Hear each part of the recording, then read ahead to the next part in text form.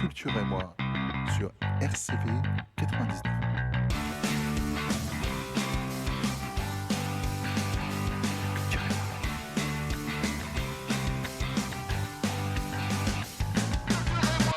Hello, hello et bienvenue dans ce nouveau numéro de Culture et moi. Alors cette semaine, on clôture notre petit tour de la métropole des lieux culturels et on prend la route de Tourcoing parce que cette semaine, on va parler du Grand Mix et pour ça, j'ai le plaisir de recevoir Vincent. Bonjour Vincent, merci d'avoir accepté. Ça commence bien. Bonjour Vincent. Voilà, on t'entend mieux. Ah, ok. Ah, c'est bon. Bonjour. C'est alors. bon Parce que je m'entends pas dans le casque, Ben, je te le dis. Mais bon, c'est pas grave, on va C'est faire mieux là comme si de rien n'était. Voilà. Bonjour Ben. Bonjour tout le monde. T'as vu, je te présente cette semaine. Ouais, c'est cool, ça fait plaisir, merci. Alors du coup, Vincent, t'es directeur de la com, si je dis pas de bêtises, C'est mon titre. au Grand Mix. Alors, question obligatoire d'ouverture d'émission, il faut que tu me présentes le Grand Mix rapidement. Oui, alors rapidement, le Grand Rapidement, Mix, c'est la scène de musiques actuelles de Tourcoing, en métropole lilloise. Donc le Grand Mix existe depuis 1997, donc on aura bientôt 30 ans. Et puis, donc c'est une scène de musiques actuelles, donc elle a à peu près le même cahier des charges que toutes les autres scènes de musiques actuelles, c'est-à-dire qu'on travaille autour de la diffusion, donc c'est la programmation des concerts, l'accompagnement des artistes et l'action culturelle. Donc ça, c'est le cahier des charges assez basique. Alors pour travailler, on a cet outil qui est le Grand Mix qui appartient à la ville de Tourcoing, qui est un bâtiment qui a eu une importante rénovation de 2017 à 2019. Et là, aujourd'hui, donc, on a deux salles. Deux salles. Donc, une salle qui fait 650 places, qui est la salle historique. Aujourd'hui, il y a un club donc, qui est né de cette rénovation en fin 2019. Donc là, on a un club de 330 places qui est aussi une cantine le midi. Et puis aujourd'hui, on a aussi un studio de répétition. Enfin, studio de répétition, création. Et voilà, à peu près ce que ça donne. C'est déjà pas mal, bon résumé. Ouais. On sent que quand tu connais un peu le sujet. Ça fait un moment que je suis là, ouais. Et moi, j'ai juste une petite anecdote. On m'a dit que c'était un foyer catho avant le Grand Mix, c'est vrai ? Oui, tout à fait. C'était un foyer catho, je pense, jusque dans les années 90. Et puis, quand la ville de Tourcoing a cherché un endroit, a décidé de créer ce qu'ils appelaient un café-musique ou une salle de concert sous l'impulsion de la jeunesse tourquenoise dans les années 90, ça s'est porté vers ce lieu, en fait. Ouais. Mais effectivement, il y a encore une trace, je crois, il y a encore quelque chose de catholique caché derrière la scène du club. Voilà. Caché, du coup. Ouais. En fait, parce que oui, on pouvait pas laisser un Jésus ou je sais plus, c'est une Vierge Marie, je sais plus trop. En fond de scène, ça aurait été bizarre quand même. Ça aurait été un peu chelou, j'avoue. Non, parce que c'est vrai que le bâtiment, quand on passe devant et qu'on ne connaît pas, on se dit pas naturellement c'est une salle de concert. Hein. Non, c'est sûr. Bon, nous, depuis la rénovation, en tout cas, parce que quand je suis arrivé, moi, en 2008, il y avait cette façade, mais qui était complètement désaffectée, et donc c'était pas très beau. On se disait que c'était peut-être une salle de concert, mais enfin, ça faisait plus squat qu'autre chose. Et puis là, avec la rénovation, toute la façade a été rénovée, et on a récupéré le bâtiment qui était la façade, alors avec de la belle brique rouge, des grandes fenêtres. Donc effectivement, c'est pas forcément, on se dit pas que c'est forcément une salle de concert, mais tant mieux parce que je sais pas si c'est toujours beau de l'extérieur une salle de concert. Non, c'est vrai que c'est rarement joli quand Ouais. on y réfléchit. Alors on est déjà aussi, on est une salle de concert de centre-ville, ce qui est de plus en plus rare. Aujourd'hui, toutes les salles de concert sont construites en périphérie souvent. Parce que justement on a tendance à penser, et c'est pas complètement faux, qu'une salle de concert peut engendrer des nuisances sonores, qu'on a besoin d'espace, de parking, des choses comme ça. Donc voilà, nous on est historiquement en centre-ville avec un bâtiment de centre-ville qui a du cachet, et ça c'est chouette. Voilà, c'est un peu comme j'allais dire l'ancienne Belgique à Bruxelles, quand on passe à côté on voit pas du tout, alors encore plus beau le Botanique, on se doute pas que c'est une salle de concert. C'est vrai. Voilà. Bon, je cite des salles prestigieuses. Mais tu fais bien. Bon, avant de continuer, je propose qu'on commence tout de suite avec un artiste que tu as fait, une artiste que tu as choisi, une artiste que tu as choisi, je sais plus qui on allait passer. Parce que oui, donc la spécificité de l'émission, c'est que c'est toujours les invités qui font la sélection musicale. Et donc là, tu as fait une petite sélection des artistes qui seront programmés au Grand Mix. ou accompagné par le Grand Mix. Il y en a un qui n'a pas de date, je crois. Enfin, on en reparlera tout à l'heure. Si, il y a une date. Théo mais, tu le diras, j'ai ouais, pas bien ouais. préparé. Et on va commencer avec Allez la Diane, du coup. Est-ce que tu peux nous en parler un peu ? Pourquoi tu as choisi ce morceau-là ? Quand est-ce que ça joue au Grand Mix ? Alors, j'ai choisi Aller la Diane parce qu'elle vient dans les prochaines semaines, là, puisque ça sera le 3 novembre, donc ça arrive très vite. Et donc, elle était un peu la première sur mon calendrier qui a une histoire avec le Grand Mix, puisque c'est la 4e fois qu'on la programme depuis 2007. Donc, elle fait partie, comme ça, des artistes qu'on réinvite souvent. Parce qu'on aime beaucoup ce qu'ils font. Donc, et Allez la Diane, je pense qu'elle nous a accompagnés comme ça à pratiquement chaque sortie d'album. Donc, c'est assez chouette. Et là, elle revient pour une petite tournée solo de quelques dates en Europe. Donc, voilà, on nous a proposé de l'accueillir à nouveau. Et c'était vraiment... là, on ne se pose pas ce genre de questions, de savoir si on refait ou pas. Oui. Il y a toujours un bel accueil. Elle correspond bien. Historiquement, le Grand Mix a beaucoup travaillé aussi autour des artistes folk internationaux et tout. Donc voilà, je pense qu'elle correspond, en tout cas en partie, à une image du Grand Mix et d'un public folk qui est assez fidèle à la salle. Et bien top, donc ce sera le 3 novembre au Grand Mix. Et là, je pense qu'on va écouter les deux morceaux parce qu'ils sont très cool. Donc on va écouter le morceau Émigré et le morceau Off Love tout de suite dans Culture et moi.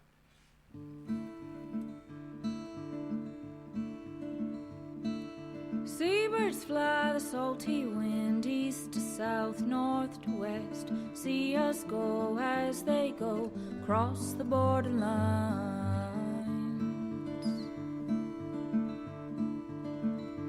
I can feel the fear hang heavy on the water, glinting sharply with the pale moonlight. Mothers, hold on tightly to your children. The waves are breaking violently tonight. Seabirds fly the salty wind east to south, north to west. Can we go as they go across the borderline?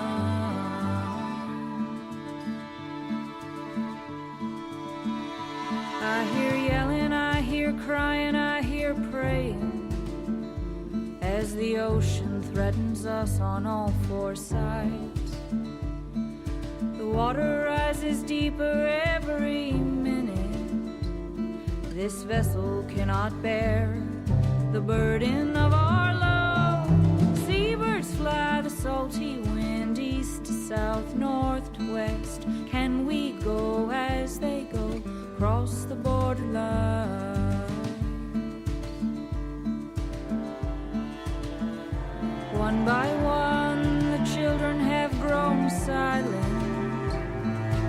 From their mother's arms they float away.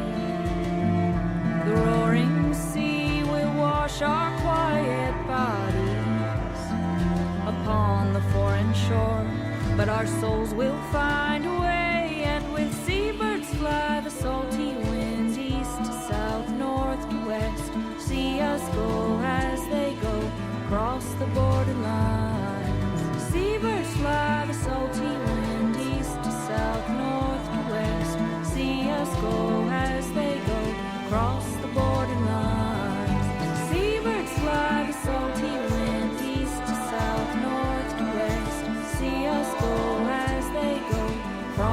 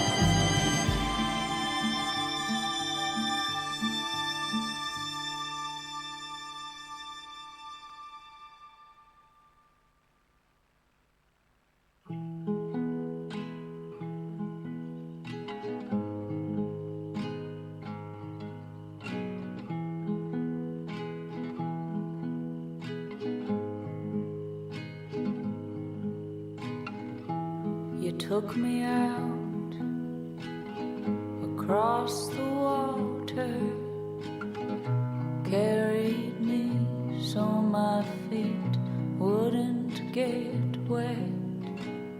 The sun she sank and gently painted tawny light on the silhouette of love in stillness of love in silence of love so patient, baby.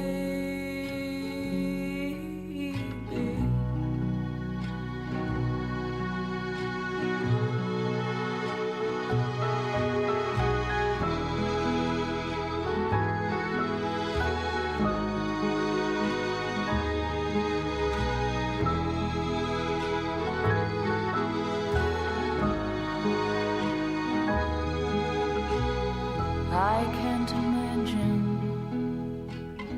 how we'd return to who we were when we first met. But on the water we are free from the different color of these days of love in stillness of love in silence of love so patient, baby.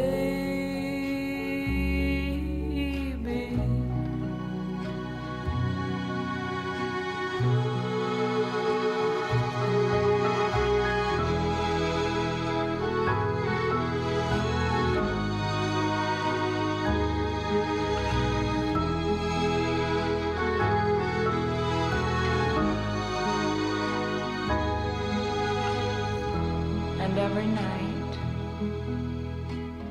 you know I worry, lost in patterns, I cannot sleep. The moon appears to us ever changing, but he's the same old man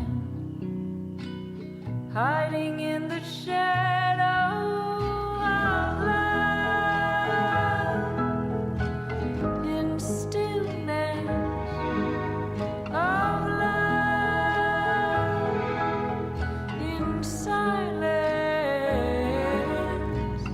of love so patient, baby.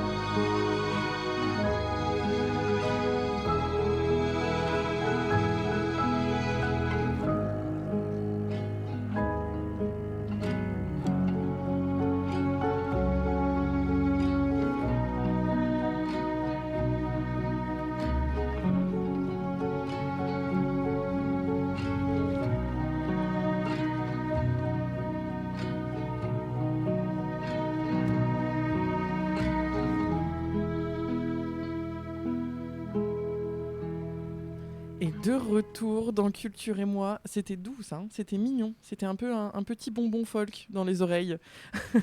Ah ouais, c'est toujours ciselé impeccablement.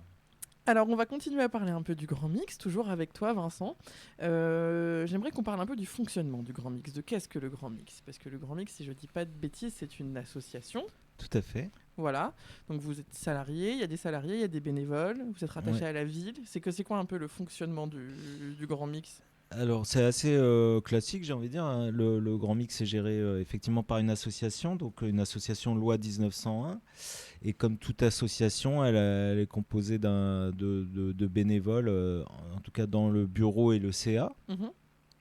Donc il y a un président qui est bénévole, il y a un secrétaire, un trésorier, une secrétaire, un trésorier, je ne sais plus, et un conseil d'administration de gens qui s'investissent, qui choisissent de s'investir dans la vie culturelle locale à travers le Grand Mix.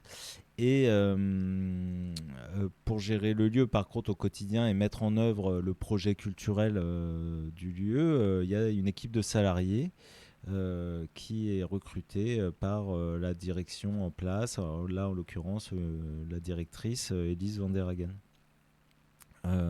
Donc voilà, on est 14 salariés, je pense, à peu près, qui sont en des contrats classiques, je veux dire au régime général. Donc il y a donc la directrice, la comptable, l'administrateur, le programmateur, moi-même à la communication, voilà, et tous mes autres collègues. Et puis on est épaulé sur les concerts par une équipe d'intermittents, de techniciens intermittents qui viennent travailler sur les concerts ou sur nos actions en action culturelle ou hors les murs.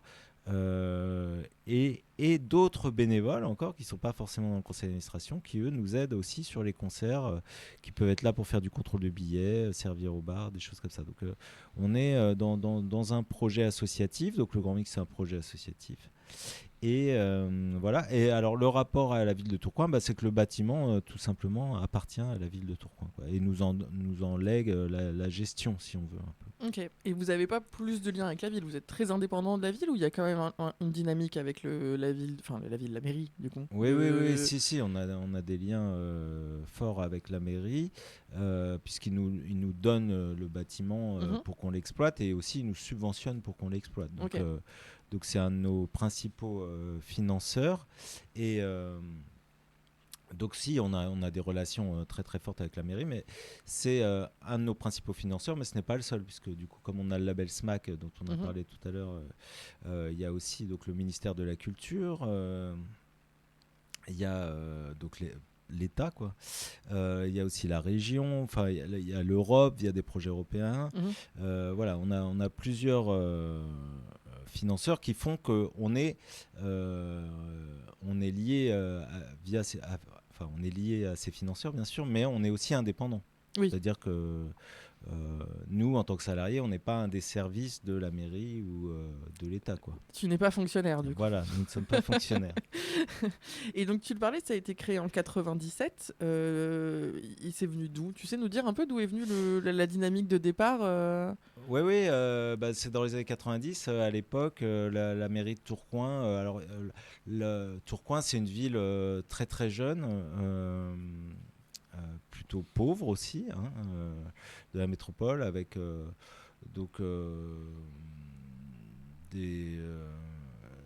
des envies, des questionnements autour de cette population jeune et tout ça. Donc, en fait, ils avaient demandé je sais pas, il y avait un conseil de la jeunesse ou des choses comme ça à l'époque, et ils leur avaient demandé ce qu'ils auraient aimé avoir dans leur ville. Et ce qui a été ressorti, c'était qu'ils auraient aimé avoir une salle de concert. Alors, entre ce moment-là et le moment où la salle a vu le jour, il s'est passé un peu de temps, quelques années, je crois. Et donc, c'est un peu comme ça que la salle est née. Après, dans le détail, je ne sais pas exactement, mais dès le début, en tout cas, ça a été l'association qui est toujours là, qui s'appelle l'association La Passerelle, qui a été créée pour gérer le Grand Mix. Et c'est toujours la même asso, du coup? C'est toujours la même asso, c'est plus les mêmes personnes, forcément. Oui. Il reste encore ma collègue Nanou, qui, elle, était là dès le début, elle était une des premières salariées. Mais après, dans le conseil d'administration, par exemple, je pense qu'il n'y a plus personne de l'époque. Enfin, c'est normal. Oui, après, ça fait bientôt 30 ans, je pense que c'est compréhensible. Voilà. Ok.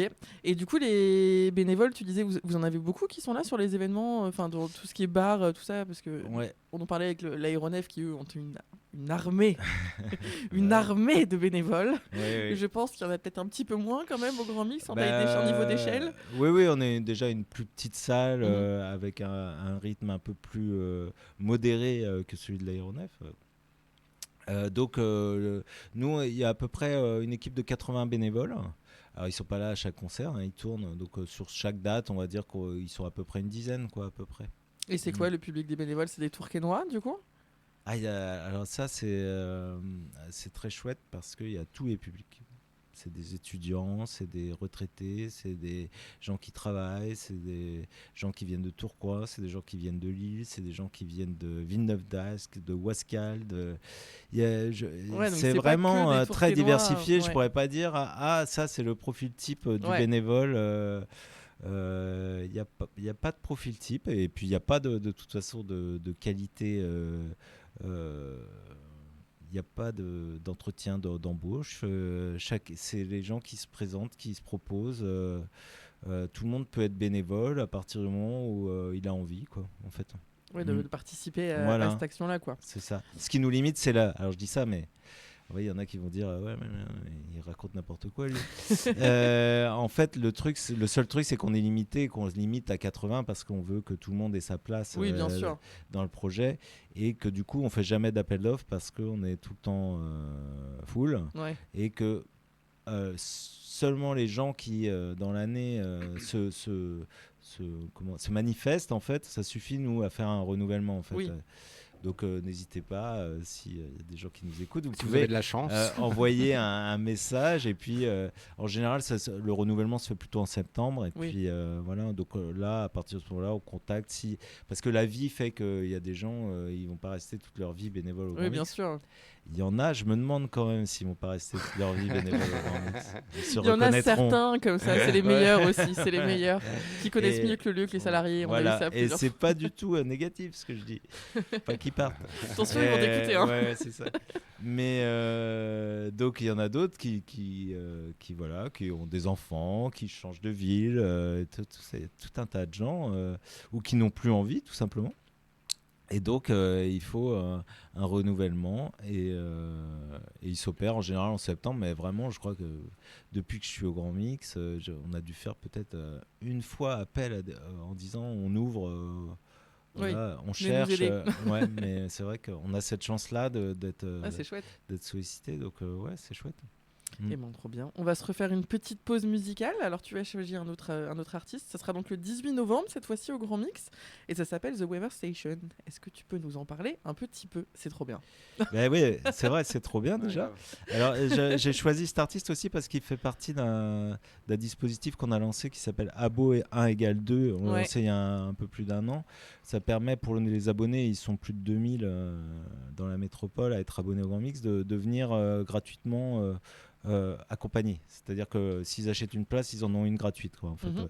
Donc on fait ça sur des concerts d'artistes un peu découvertes, coup de cœur.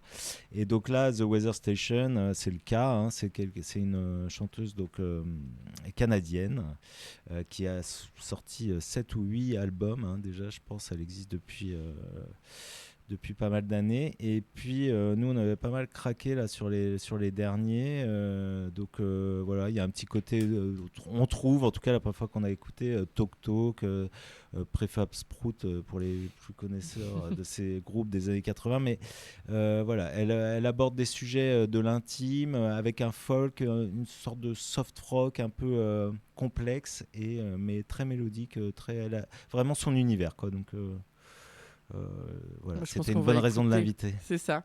Et du coup, on écoute tout de suite The Weather Station sur Culture et moi. I've gotten used to feeling like I'm crazy or just lazy. Why can't I get off this floor? Think straight anymore. Out on the street, we're walking in punishing heat. Nobody meets my eyes except woody sides, luxury designs. Every neon sign, every flashing light tries to fool you, get you on their side. Everybody swears they need you, and only you to make the buy. If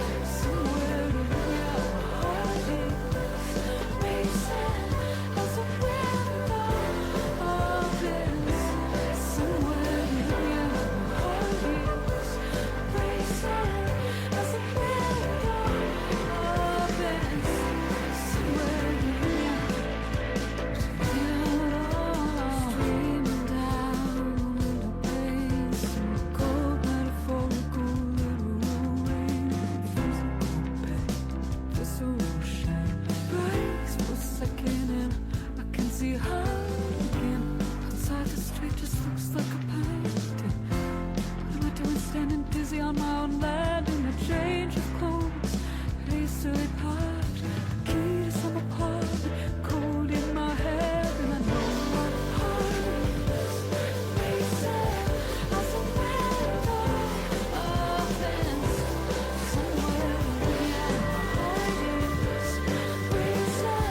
as a window opens somewhere in my heart is racing as a window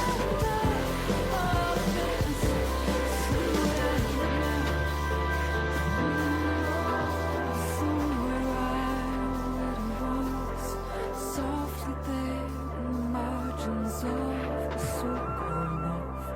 I touched the edge of it, just glimpse of it, our love against swimming wild like a ribbon in the wind. Oh, this static, this noise within, small still can't say, kind of feeling, can't explain right now, just that I'm leaving. Still my heart is racing as a window opens somewhere. My heart is racing as a window.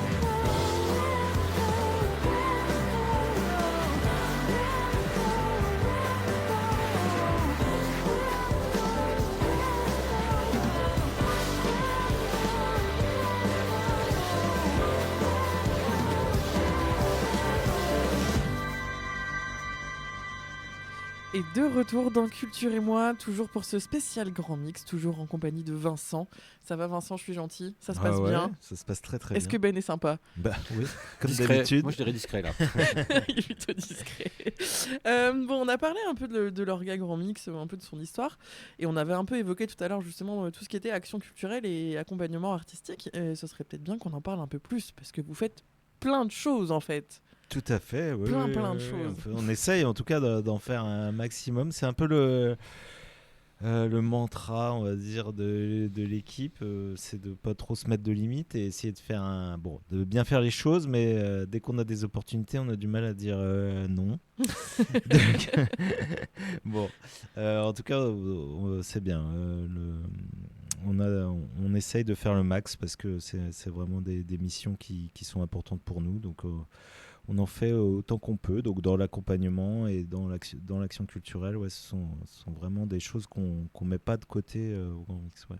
Ouais, alors pour expliquer un peu aux auditeurs qui nous écoutent, je pense que si on définit l'action culturelle, c'est peut-être plus à des fins des publics. Ouais, tout à fait. Et l'accompagnement, c'est plus aux Mm. artistes, si on résume. Ouais. C'est ça. Bah oui, et je rajouterais la notion de territoire sur l'action culturelle parce que c'est vraiment très important et c'est ce qui différencie souvent les actions d'une scène de musique actuelle à l'autre. En fait, une scène de musique actuelle, je vais dire dans un milieu rural, ça sera pas la même action culturelle que nous à Tourcoing. Donc voilà, c'est vraiment important d'aller vers les publics et tous les publics et qui sont sur le territoire. Bon, alors du coup, on parle de quoi en action culturelle? Je pense qu'on est obligé de vous parler de votre chorale. Ouais. Parce que c'est des rockstars, votre chorale. Ouais. Enfin, vos chorales, vous en avez deux maintenant, non? Si je dis Il y pas en de a bêtises. deux, tout à fait. Ouais. Depuis plus d'une dizaine d'années, il y a la chorale, la plus ancienne, on va dire, c'est la chorale senior. Mais très vite, on a créé une chorale aussi pour les kids. Alors, c'est plutôt autour de, on va dire, des pré-ados, quoi, 8-12 ans. 8 ans, pré-ado, c'est un peu jeune. Mais enfin, en tout cas, voilà. C'est vrai que c'est un peu emblématique parce que la chorale senior, je pense que ça a été une des premières qui a été lancée en France. Et puis, du coup, elle a beaucoup été médiatisée. Même au niveau national, il y a Philippe Catherine qui a fait un de ses clips avec eux. Ils ont, je sais plus, ils ont fait des tas de featuring sur des scènes avec des stars. Voilà. Dernièrement, ils ont rencontré Terre Noire avec qui ils ont chanté le soir de concert au Grand Mix. Donc voilà, il y a eu plein de choses avec cette chorale depuis qu'elle existe. C'est un projet vraiment très très chouette, très marquant qui plaît beaucoup aux gens et on comprend pourquoi. Donc voilà. Donc le principe, je rappelle, de cette chorale, c'est que cette chorale senior, elle est constituée de personnes qui souhaitent se retrouver pour chanter. Il n'y a pas de niveau de chant particulier. La seule contrainte pour nous, c'est qu'on enfin, on leur impose pas, mais on leur propose un répertoire qui est un répertoire d'artistes qui soit ont joué au Grand Mix ou pourraient jouer au Grand Mix, enfin qui sont de la culture un peu musiques actuelles. Donc ils chantent autant de la chanson que du rap, que du rock, voilà. Mais c'est incroyable. Ouais. Bah, ce qui est incroyable, c'est leur ouverture d'esprit. Voilà, et ça, c'est hyper chouette. Alors, tous les ans, on leur fournit une liste comme ça d'une vingtaine de morceaux qui est proposée par l'équipe, et puis ils en choisissent 4-5. Alors ouais, il y avait eu cette année-là le J'aime tes fesses de Philippe Catherine, qui avait été choisi un peu malicieusement, on va dire. Voilà, et il avait entendu parler de ça, et donc ils étaient venus avec son équipe filmer la chorale qui répétait ce morceau. Voilà, je pense que le côté décalé lui plaisait beaucoup. Va bien avec le personnage. Voilà, et tout le monde s'est joué, enfin, a pris... C'était vraiment sympa, c'est parce que c'est comment dire, c'était pas pour se moquer ou des choses comme ça, quoi. C'est plutôt un regard tendre et malicieux, comme je disais. Bon, voilà, il y a plein d'anecdotes autour de la chorale, donc c'est pour ça qu'elle est, je pense, connue. Et du coup, il y a aussi les goûters concerts. Du coup, alors ça, c'est quelque chose, on avait déjà évoqué le sujet, nous, avec l'Aéronef, parce qu'ils en font aussi, je pense. C'est un sujet que je trouve absolument génial, parce que du coup, c'est quand même un concept un peu particulier. Je sais pas si tu peux nous en parler un petit peu. Oui, complètement. D'autant que les goûters concerts, alors là, pour le coup, c'est de la paternité, et sûre, on peut la revendiquer au Grand Mix, puisqu'on a été les premiers à les faire, mais sous l'influence de notre regretté collègue Patrice Budzinski, qui ensuite est devenu directeur de l'Aéronef, et qui nous a quittés là il y a quelques années, mais qui lui avait inventé ces goûters concerts. Il avait des enfants à l'époque, et il regrettait de ne pas, enfin il les a bon, ses enfants ils sont toujours présents, mais il regrettait de ne pas pouvoir venir avec ses enfants au concert, donc c'était un peu comme ça que c'était venu. Et son idée à lui, c'était de pas d'être dans un spectacle jeune public, c'était de proposer le même concert que le soir, mais l'après-midi pour les enfants, avec un goûter à la fin, donc dans des conditions adaptées. Mais ce qui change pas, c'est le propos artistique, quoi. On ne demande pas aux artistes de chanter autre chose que ce qu'ils chantent habituellement, ou de faire autre chose. Ce qu'on leur demande, c'est de jouer un peu moins fort s'ils jouent fort. Un peu moins longtemps parfois. Et un aussi, peu moins longtemps, oui, carrément. C'est des sets d'une demi-heure, parce qu'on sait que les enfants, ils vont pas rester attentifs 1h30. Voilà. Donc c'est une formule, en tout cas, donc, qui existe depuis 17 ans, 18 ans maintenant. Et là, c'est pareil, il y a eu des tas de goûters concerts. Il y en a encore là, ce trimestre. Donc c'est très chouette. C'est un concept qui est très chouette, qui marche très fort. Les gens, ça plaît autant aux parents qu'aux enfants. Donc je me doute qu'il y a même des fois même parents... plus aux parents. Oui, c'est ce que j'allais dire, qu'ils doivent essayer de trouver un enfant pour venir au concert, je pense. Exactement. Il y avait cette histoire d'emprunter les enfants, ce qui est tout à fait possible. Je loue mon enfant pour les prochains goûters concerts. C'était les chiens pendant le Covid, c'est les enfants pour les goûters concerts au Grand Mix, voilà. Ouais, c'est ça. Donc c'est vrai qu'il y a eu des beaux goûters concerts. Là, je me souviens de The X, qui est un groupe un peu mythique comme ça, un des premiers groupes de post-punk, j'ai envie de dire, qui a écumé toutes les scènes du monde, mais qui est incroyable de générosité. Et en goûter concert, c'était génial, parce que les parents et les enfants, tout le monde sautait dans la salle. C'était très chouette. Les parents se lâchent peut-être même plus quand ils voient leurs enfants qui sautent en l'air. Ouais. Bon, après, on est obligé de les rappeler à l'ordre pour dire surveillez vos enfants quand même. Mais non, c'est toujours des chouettes moments. Ouais. Et puis c'est bien de proposer des rendez-vous qui plaisent autant aux enfants qu'aux parents, moi je trouve. Et les artistes acceptent assez facilement ce concept de jouer moins longtemps l'après-midi, un jour de concert, parce que c'est toujours l'après-midi ou à proximité du... Oui, c'est fort. Alors, il y a plusieurs contraintes, parce qu'il faut que ça soit le samedi, le dimanche ou le mercredi, déjà, parce que sinon les enfants sont à l'école, ou que ça soit pendant les vacances scolaires. Donc, tout ça fait qu'il y a pas mal de contraintes, et Donc quand on voit que ça colle, effectivement, nous on fait la demande. Alors, est-ce qu'ils acceptent facilement ? Ça dépend un peu, j'ai envie de dire, des intermédiaires, de comment la demande est comprise. Mais souvent, c'est accepté de manière assez comme ça sympathique. En tout cas, il n'y a pas de nous si on sent que ça le fait pas, on va pas forcer le truc parce que faut que ça soit un bon moment, faut que les artistes aient envie de le faire. Parce qu'ils sont c'est presque, j'allais pas dire c'est pas du bénévolat sur cette affaire parce que ça l'est pas, mais c'est pas non plus quelque chose qui va changer leur vie de le faire, donc ils pourraient être plus tranquilles dans l'après-midi. Ça leur rajoute une contrainte dans la journée qui est quand même assez importante, donc ils le font s'ils ont envie, quoi. Okay. Et donc tant qu'on en trouve, c'est qu'il y en a qui ont envie. Bon, et puis du coup, on n'aura pas le temps de faire toutes vos actions, mais je sais qu'il y a aussi, vous intervenez dans le milieu carcéral, des concerts dans les prisons, ce qui est quand même assez fou et assez osé, parce que je pense qu'il n'y a pas forcément tous les artistes qui se diraient « Ouais, tiens, on va aller jouer dans une prison la semaine prochaine. » Peut-être bientôt, il y aura un concert de Carla, quelque part dans une prison. On ne sait pas. Ça peut être bien. Je pense que tout le monde a le droit à son petit concert en prison, ça serait bien. Les droits culturels s'appliquent aux gens qui sont incarcérés. Johnny Cash donnait des concerts en prison, c'est peut-être aussi ça qui a lancé le truc. Ouais, peut-être inconsciemment, en tout cas, les gens qui ont lancé les scènes de musique actuelle, la génération au-dessus de moi, les militants précurseurs, en tout cas, se sont toujours investis dans ce genre de projet. Peut-être qu'ils avaient Johnny Cash en tête. Et donc oui, c'est toujours... moi, j'y ai très peu assisté. C'est très compliqué de rentrer dans une prison.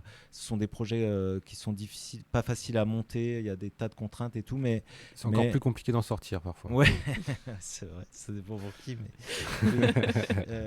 c'est vrai. Et donc voilà, mais en tout cas, c'est toujours des moments forts en émotion. On fait des concerts, mais il y a eu aussi des projets en prison, de création, de choses comme ça.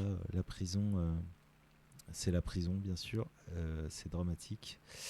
Mais les gens à l'intérieur aussi, nous, on y va en pensant à ces personnes-là en tant qu'êtres humains et en espérant que aussi il y aura des dynamiques pour une sortie et une réinsertion. Est-ce qu'il y a d'autres sujets d'action culturelle qu'on a pas Non, mais je voulais juste pas en rajouter parce que ça risque de partir sur une blague et j'ai pas envie de faire une blague là-dessus. Donc je me dis on va changer de sujet parce que c'est trop bien comme sujet. Ben oui, et donc tu allais dire. Est-ce qu'il y a d'autres actions culturelles dont on n'a pas parlé et dont tu voulais parler ? Oui, il y en a plein. En fait, l'idée, je vais revenir sur l'idée globale de l'action culturelle, c'est d'aller un peu partout de toute façon. Donc ça va être dans les écoles, il y a toujours des projets en cours comme ça. On a fait des concerts dans les crèches aussi, ou dans les EHPAD. Voilà. Donc ce qu'il y a, c'est qu'il n'y a pas de limite à l'action culturelle. Donc vous ne limitez pas, si l'emplacement local, quand même, vous n'allez pas faire une intervention. Local, on va pas. Voilà, c'est essayer d'aller toucher les gens qui sont éloignés ou qui peuvent pas venir en concert. Hein. Je pense, il y a quelques années, on faisait des concerts aussi pour les personnes qui étaient en dialyse. Okay. Voilà, donc c'est des processus très lourds. Et donc on allait dans ces centres où les gens étaient en dialyse pour justement les aider à passer ce temps-là, penser à autre chose. Enfin, voilà. Donc, c'est vraiment la volonté d'aller, en tout cas pour tous les gens qui sont réceptifs, essayer d'apporter un peu de musique partout. Trop bien, incroyable. Et artistes, du coup, accompagnement des artistes. Alors, autre tranche de cette action, l'accompagnement d'artistes. Donc, vous faites de l'accueil en résidence, vous programmez des artistes. Ça représente quoi, en fait, concrètement, les différentes actions au Grand Mix ? Oui, c'est ça. Hein. Donc, l'accompagnement, ça va... il y a plusieurs endroits sur lesquels on peut interagir. Sur les artistes qui nous sollicitent, en tout cas, on peut leur proposer...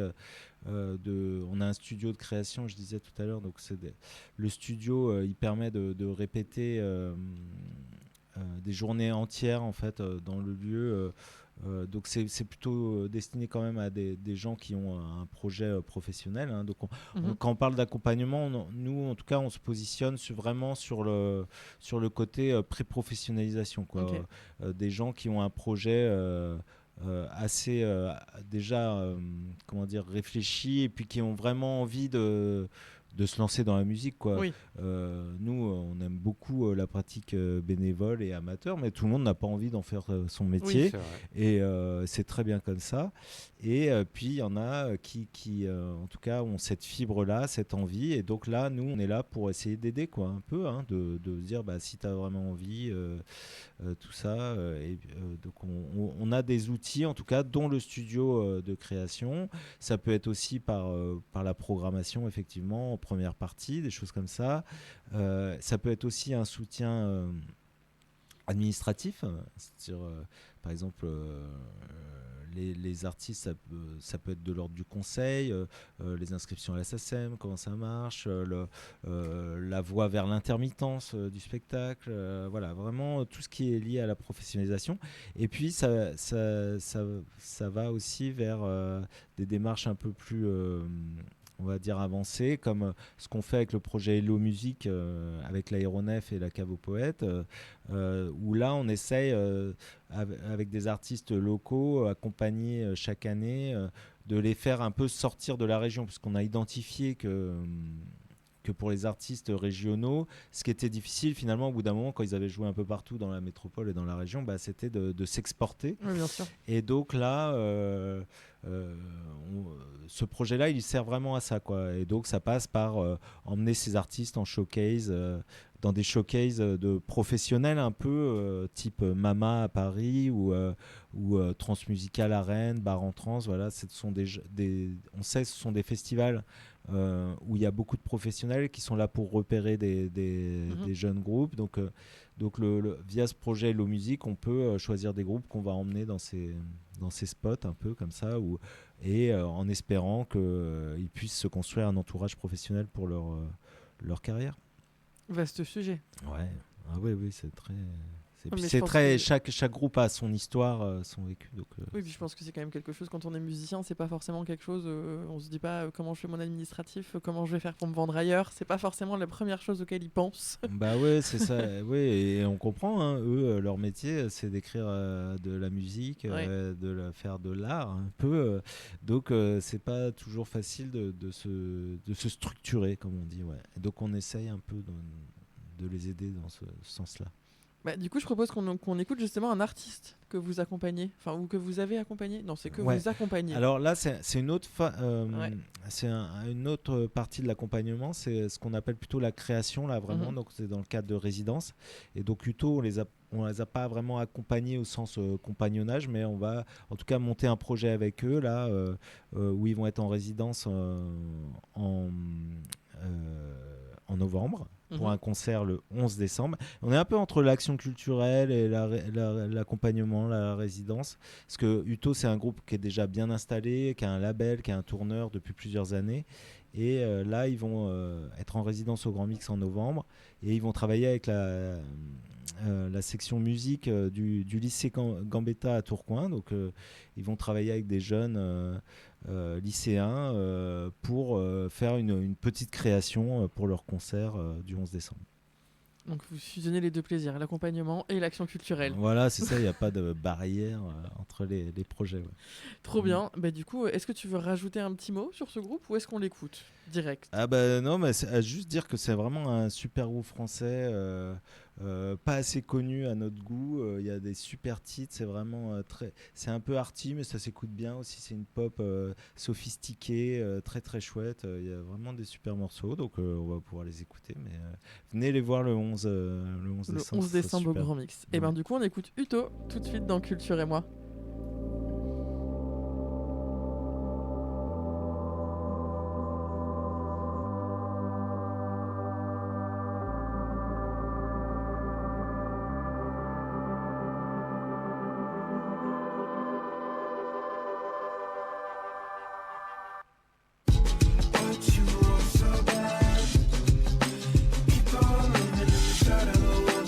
Dark skins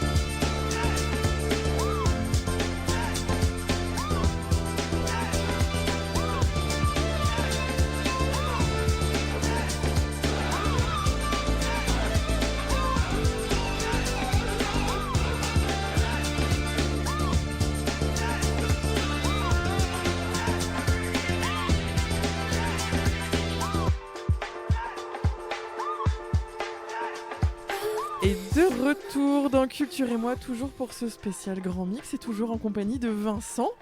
On va arriver sur la partie que j'aime bien, moi, où on va parler un peu de toi, Vincent. Parce que dans Culture et moi, on aime bien mettre un peu la lumière sur les acteurs un peu de l'ombre de la culture, les gens qu'on ne connaît pas forcément bien. Et j'aimerais que tu nous expliques un peu en quoi ça consiste ton travail. Qu'est-ce que c'est qu'un directeur de communication au Grand Mix ?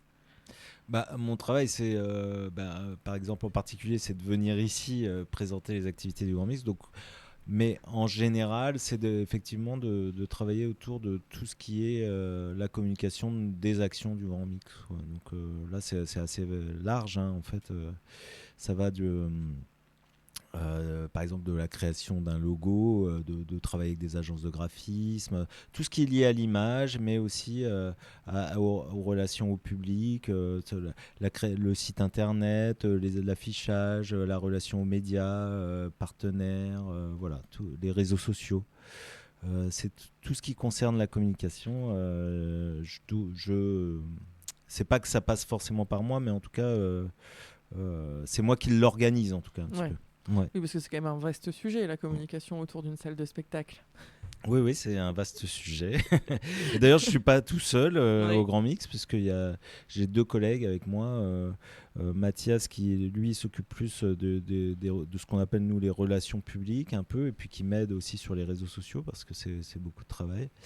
Et puis Pierre, qui s'occupe plus de la partie billetterie et accueil des publics, et qui aussi fait un peu de montage vidéo, des choses comme ça. Donc tout ça, ça nous aide à communiquer sur les actions du Grand Mix. Donc on est une petite équipe de 3 et c'est moi qui chapeaute un peu tout ça, voilà.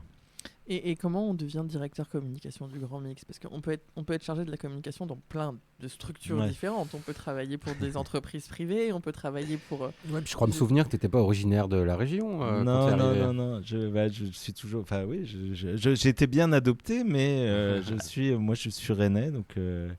Il y a un truc entre la Bretagne et l'île, j'ai l'impression. On s'échange bien. des trucs comme ça assez régulièrement. Ouais, c'est vrai. Alors, comment on atterrit au Grand Mix ? Et puis, pourquoi le Grand Mix ? Parce que pourquoi la culture Ouais, alors...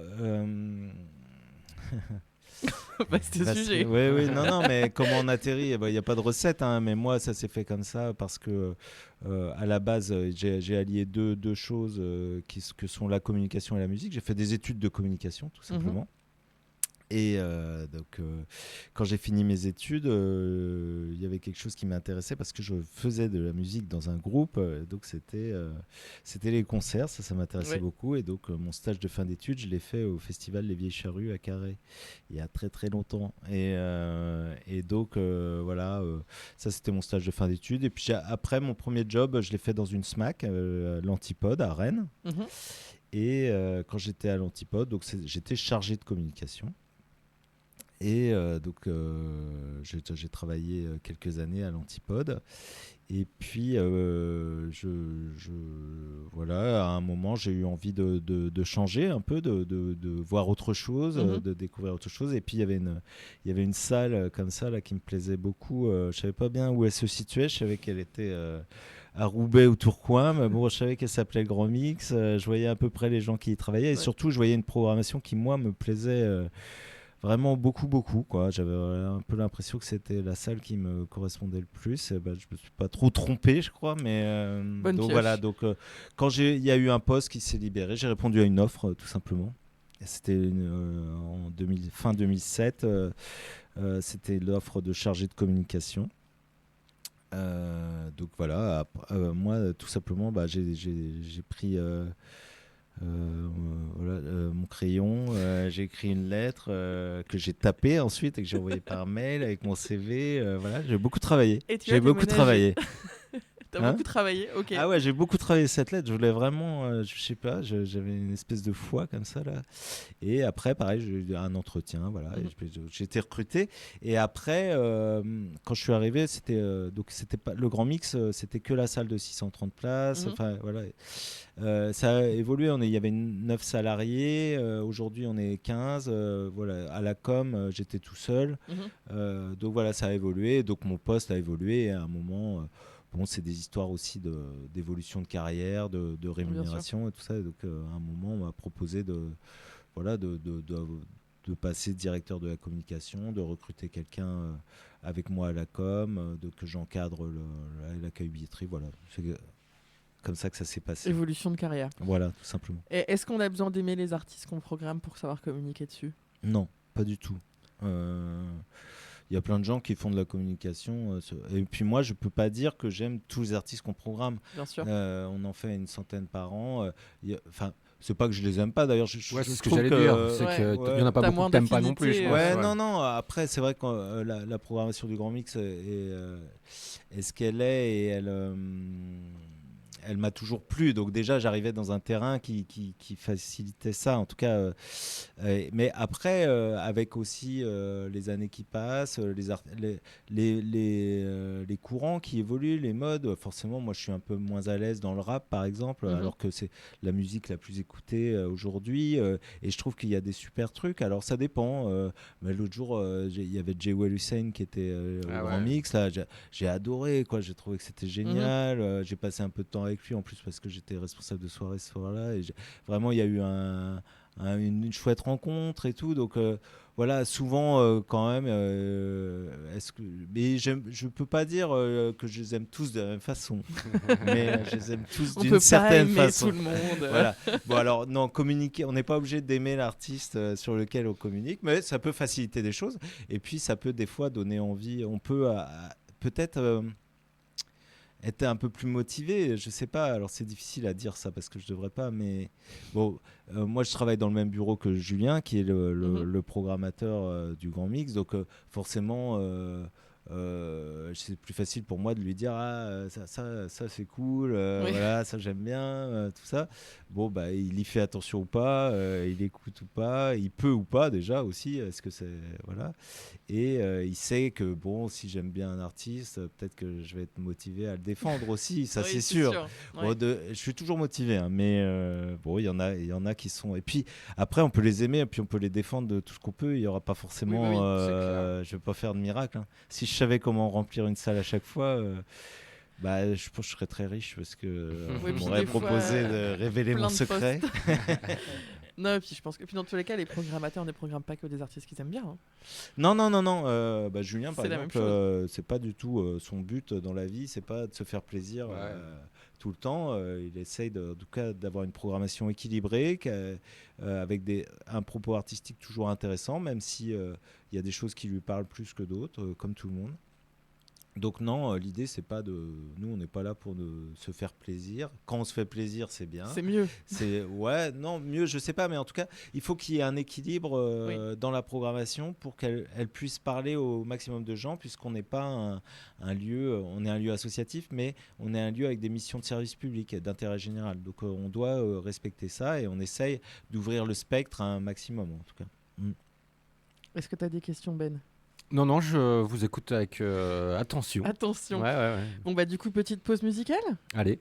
Alors on va écouter Vega Trails, qui seront programmés du coup dans le cadre du Tourcoing Jazz Festival. Qui sont vos voisins, j'ai cru comprendre. Ouais, c'est ça. Alors là, j'ai choisi parce que en plus, j'adore ce groupe.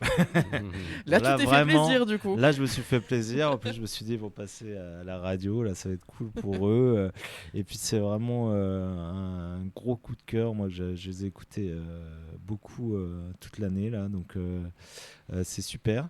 Et ça me permet aussi de parler de nos collègues voisins du Tourcoing Jazz Festival avec qui on partage des bureaux à Tourcoing, donc ça facilite les collaborations. Donc régulièrement on a des Tourcoing Jazz Club qu'on appelle comme ça au Grand Mix, donc c'est une coprogrammation dans le club du Grand Mix d'artistes plutôt jazz, voilà. Donc, mais pas jazz toujours au sens comment on va dire académique du terme, quoi. Le jazz s'ouvre beaucoup. Et là en l'occurrence Vega Trails, donc c'est un duo à la base Et c'est même le projet d'un contrebassiste qui est le contrebassiste d'un groupe anglais qui s'appelle Portico Quartet. Et là, il a sorti 2 albums où il est avec le saxophoniste d'un autre groupe anglais qui s'appelle Mama Lens, qui est aussi pas mal de toute cette mouvance de jeunes artistes anglais sur un jazz très moderne, très novateur, voilà. Et donc là, il a sorti ces 2 albums solo qui sont magnifiques. Ils viendront en trio, même avec un pianiste, je crois. Et j'ai rarement entendu une contrebasse chanter comme ça. C'est assez cinématique, si je puis dire. Je sais pas, c'est une musique, des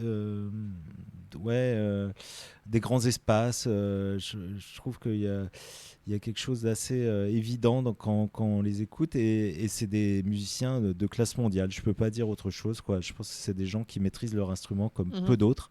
Donc voilà, ce concert me motive. Et me. Et bah du coup, ça sera le 29 novembre, donc au Grand Mix, dans le cadre du Tourcoing Jazz Festival. Donc on écoute tout de suite Vega Trails dans Culture et moi.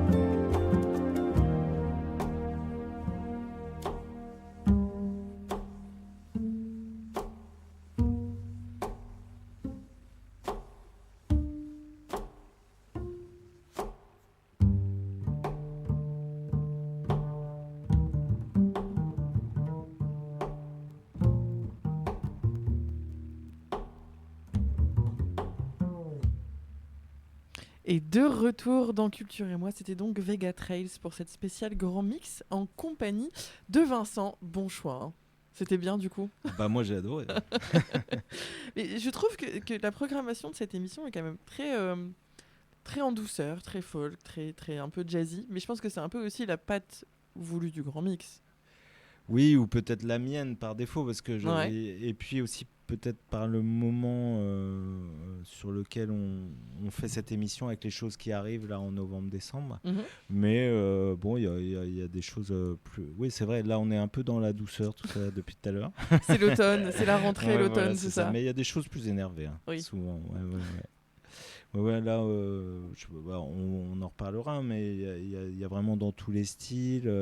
Hier soir, cette émission est enregistrée, mais on avait un groupe de soul américaine. Ouais, Monophonics. Monophonics, Mortel. c'était très enlevé, c'était très chouette. Donc voilà, comme je disais tout à l'heure, il y a un peu de tous les styles.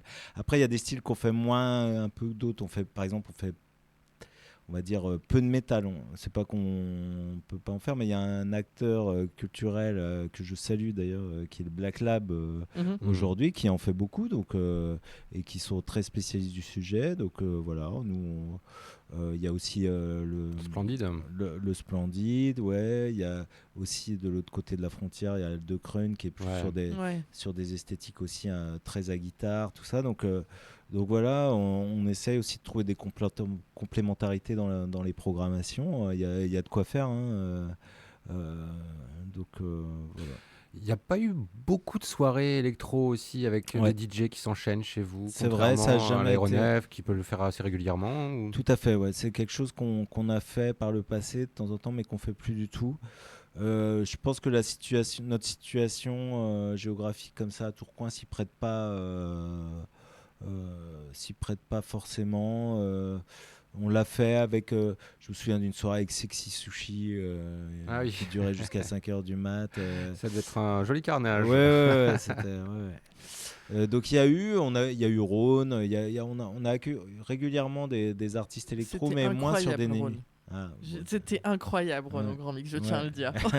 Mais pas en mode club. Rhône, non, Rhône c'était le soir en concert, donc on peut faire des artistes électro. C'est vrai que c'est une esthétique, en tout cas moins. On va pas aller sur des formats club tard la nuit, quoi. Ouais. Peut-être que ça reviendra, mais en tout cas là c'est pas le. On pense qu'il y a des acteurs qui le font mieux que nous. Voilà. Oui, parce que je pense qu'il y a quand même quelque chose avec le Grand Mix pour les retours en métro, non ? Il n'y a pas une espèce de règle où vous essayez de terminer... Oui, c'est ça. Enfin, le dernier métro, il est à minuit. Alors maintenant, le samedi, il a été un peu rallongé. Je crois qu'il dure jusqu'à 1h30. Mais oui, sinon, de minuit à 5h du matin, il n'y a pas de métro. Donc, soit les gens viennent en voiture, mais on essaye d'éviter ça au maximum. Enfin, en tout cas, d'avoir toujours une proposition de transport en commun pour en tout cas pour les gens qui sont dans la métropole. Et donc, en général, on essaye que nos concerts se terminent vers 23h30 au max. Ouais, parce qu'implantation importante, vous êtes à quelques mètres d'un métro. C'est Colbert, c'est ça ? C'est ça. Ouais. Juste à côté, quoi. Il n'y a pas d'excuse, quoi, pour venir en métro. c'est la porte d'à côté. C'est ça. Oui, c'est très très important dans le positionnement. C'est sûr que d'avoir cette station de métro, effectivement, ça permet en tout cas aux gens qui sont sur cette ligne-là de pouvoir venir. On n'est pas aussi très loin de Tourcoing Centre en tram. Voilà. On voit aussi de plus en plus de gens qui viennent à vélo, ça c'est cool. Il y a des arceaux devant le Grand Mix, donc on les voit, qui se garent le soir et qui repartent. Donc il y a des possibilités, en tout cas c'est un sujet sur lequel on essaye de travailler aussi, mais effectivement la nuit, ça s'y prête moins pour nous. Ouais. Ouais, du coup, c'est quoi la programmation du Grand Mix ? Comment tu la définirais ? Longtemps, elle a été en tout cas identifiée comme une programmation assez portée sur la pop, la folk, les musiques indépendantes, internationales. Ce qui fait la caractéristique un petit peu, j'ai envie de dire, par rapport à plein d'autres salles en France, c'est le côté très international de la programmation du Grand Mix. Ça s'explique un peu par la situation géographique entre Londres, Paris et Bruxelles, quoi. Là, il y a tout le monde qui passe par les routes, des choses comme ça. Donc voilà. Donc la particularité, un peu comme ça, c'est d'avoir une programmation internationale. Et puis il y a une autre particularité, c'est qu'on est à 2 km de la frontière belge, et donc on a beaucoup de public flamand. Oui. Et ça dépend des dates, mais en tout cas, la salle est bien identifiée par nos voisins flamands. Et c'est vrai que tout au long de l'histoire du Grand Mix, il y a eu des groupes qui étaient très populaires en Belgique et qui passaient chez nous. Donc je pense à Editors, Mumford & Sons, des choses comme ça. Et puis il y en a toujours un peu régulièrement. On a fait The Antiduce l'année dernière ou il y a 2 ans. C'était complet, alors qu'en France, à Paris, il va faire une salle beaucoup plus petite. Donc voilà, ou Sylvie Crush qu'on a fait récemment là encore. Donc il y a ces particularités là, et puis après dans le spectre, ce que je disais, on va être beaucoup autour du rock, du pop, folk, mais de plus en plus on essaye d'avoir du rap. On a aussi pas mal de musique du monde. On a des partenariats avec Atakafa par exemple, avec des concerts, ou Lima. Voilà, on essaye de trouver des partenaires qui vont nous aider aussi à ouvrir la programmation, le Tourcoing de Jazz bien sûr. Voilà, donc on essaye d'aller dans tous les styles. Bien sûr, il y a beaucoup plus d'artistes sur certains styles qui tournent, par exemple, le concert pour le rock, ça a toujours été un truc très fort, alors que ça peut être moins le cas dans d'autres esthétiques. Ouais. Bon, mais on essaie de trouver un bel équilibre.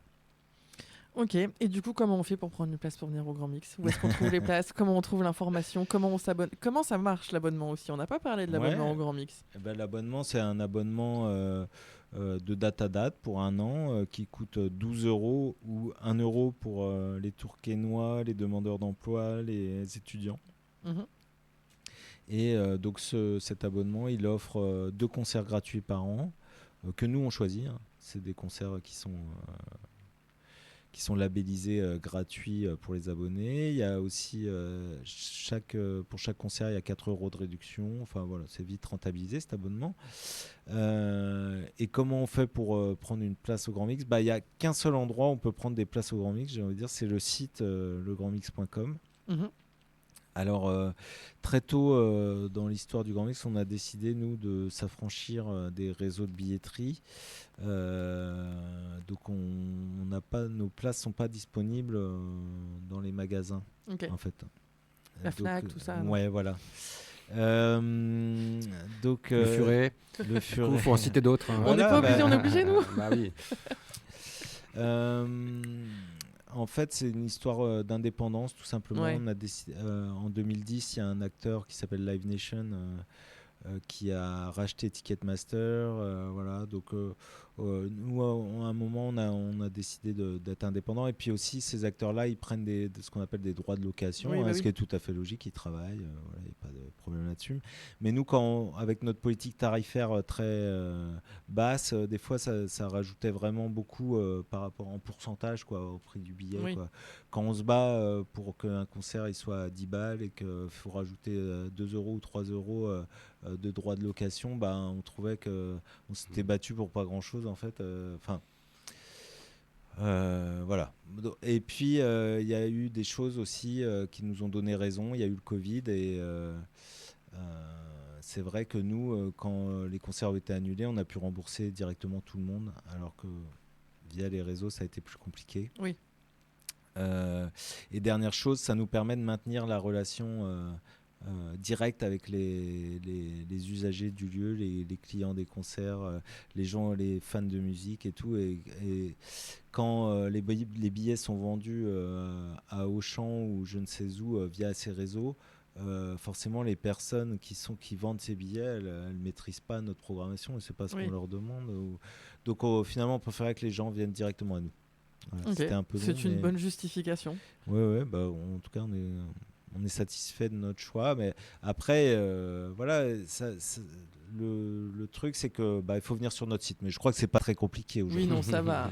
Je pense que tu aurais demandé aux gens de venir au Grand Sur Mix. place. Là, c'était un peu plus ouais. technique. Sur le site, je pense que ça va. Ouais, Et fut un temps, c'est comme ça que ça se faisait. C'est vrai. Après, on peut venir le soir encore au guichet. Il y Ouais. a toujours quelqu'un pour vendre des billets. Et puis, le point accueil, il est ouvert aussi. La salle est ouverte du mercredi au vendredi de 14h à 18h. Voilà, où là on vend des billets, par exemple les gens qui veulent pas utiliser leur CB ou qui sont bien sûr. donc là il y a cette possibilité de venir prendre des billets à l'ancienne un petit peu, si j'ai envie de dire. Et venir voir les gens. Oui, et Ce puis qui est très discuter. Et ça, c'est quelque chose que fait mon collègue Pierre là, à chaque fois. Il y a des gens qui aiment bien aussi être conseillés, voilà, venir discuter, prendre des billets. C'est toujours possible. Bon, parfait. Est-ce qu'il y a quelque chose que tu veux rajouter avant qu'on doive se quitter? Est-ce qu'il y a quelque Non. chose que j'ai oublié? Ben, un Non. commentaire? Non, moi j'ai plein de souvenirs au Grand Mix, voilà, donc c'est pour ça que je vous écoutais avec attention, ça m'a rappelé aussi pas mal de choses. Tu parlais des concerts rap en disant qu'il n'y en avait pas beaucoup, mais moi je me souviens d'un concert de Roots Manuva chez vous qui était mortel. Ouais. Si, il y en a eu plein, hein, en fait. Il y en a toujours eu, en fait, mais je sais pas pourquoi. Tu vois, par exemple, Killer Mike, il est venu au Grand Mix, mais il n'y a pas grand monde qui s'en souvient, parce que je pense qu'on était une cinquantaine. Ouais. Aujourd'hui, c'est devenu une méga star incroyable. Voilà, bon, on a toujours fait, mais... et Ouais, on va mais c'était continuer. peut-être plus la branche anglaise aussi quand c'est Ouais, à l'international. c'est ça. C'est- Et aujourd'hui, il y a un rap en France qui est très fort, et c'est là qu'on essaye de plus accentuer aujourd'hui, parce que c'est vrai que il y a toute la vague old school américaine et anglaise, et là en France il y a beaucoup de chouettes artistes aussi, donc voilà. On Non, mais essaie d'accentuer là-dessus. Je pense qu'il y a une ambiance Grand Mix. Je pense que cette salle, c'est un peu comme l'Aéronef. Moi ou j'ai le truc, souvenir c'est un aussi de truc l'inauguration quand vous aviez fini les travaux, ouvert le club et tout ça. Et puis le souvenir aussi de soirée juste avant le confinement, c'était une soirée Rockin' Bourlon avec 3 groupes dont j'ai oublié le nom, et c'était la dernière soirée que j'ai fait avant d'apprendre que tout allait fermer. Ouais. Voilà. Ça a été un peu dur Ouais. juste après la réouverture d'être fermé Ouais. 2 ans. Oui, c'est vrai que du coup, par c'est rapport tombé au en plein Covid. dedans. Du Enfin, coup, on a eu un peu une sorte de période de 4 ans là, entre les travaux et la Covid où on a été fermé. Donc ça, c'était un peu difficile pour la salle, mais les gens sont vite revenus. Donc c'est vrai que je pense que... Enfin, moi, je suis pas objectif du tout. J'en passe, ça fait 17 ans que j'en fais des concerts au Grand Mix, donc c'est beaucoup trop pour être objectif. Mais effectivement, quand tu dis qu'il y a une atmosphère, il y a des choses comme ça, il y a aussi les bénévoles, tous ces gens. En tout cas, moi, ce que j'ai envie de dire, c'est que si vous êtes jamais venu, venez. Je suis sûr que vous serez bien accueillis. Puis il faut essayer. Donc, Voilà, il je faut pense que, tenter. la salle, elle a vraiment une configuration particulière. On est quand même très proche de la scène. On est très proche Peu des importe où on artistes. est, Là, hier, Kelly Finnegan, il est venu voir les gens. Les artistes viennent souvent après les concerts discuter. Donc ça, c'est quelque chose qui est très apprécié. On est dans une relation à taille humaine, j'ai envie de dire. Il y a aussi le son, que ce soit dans la salle ou dans le club. Vraiment, on a une belle qualité de son. Ça, c'est lié à l'architecture aussi des lieux. Et on n'y est pas pour grand-chose, mais en tout cas, c'est superbe d'avoir cette qualité d'écoute. Donc, il faut venir. Conclusion, allez au Grand Mix. Je pense que ça sera la conclusion. Mais on va se quitter en musique, du coup, avec le dernier artiste que tu avais choisi. Donc, c'est Dirty Free. Est-ce que tu peux m'en parler un petit peu? Ça sera le 13 décembre, si je me trompe pas. C'est tout à fait ça. Tu as une minute. Une minute. J'ai pas osé le dire. C'est un groupe incroyable, Dirty Free, puisqu'il s'était venu la première fois en 2008 au Grand Mix. Ça faisait 12 ans qu'il jouait plus. C'est le groupe du violoniste de Nick Cave, Warren Ellis, qui est plus que son violoniste. C'est son collaborateur principal. Il a sorti des albums avec lui et tout ça. Et donc c'est un trio absolument génial, peut-être un des plus grands trios de musique instrumentale au monde. Il y aura 2 dates en France, dont une chez nous, donc on va pas bouder notre plaisir de les revoir Dirty Free, et ça sera complet, j'en suis sûr. Et même si c'est une musique exigeante, c'est un concert incroyable. C'est bien ça. Alors c'est à moi de conclure vite maintenant. Top. Du coup. Allez. Bon, du coup, merci de nous avoir écoutés. Merci Vincent, merci Ben. Vous Merci pouvez vous. retrouver l'émission sur YouTube, sur les réseaux à peu près partout, Spotify, Les plateformes de Deezer, streaming, voilà. sur le site, voilà. Et sur le site de RCV 99. Moi, je vous donne rendez-vous dans 15 jours et je vous dis à très bientôt sur RCV 99.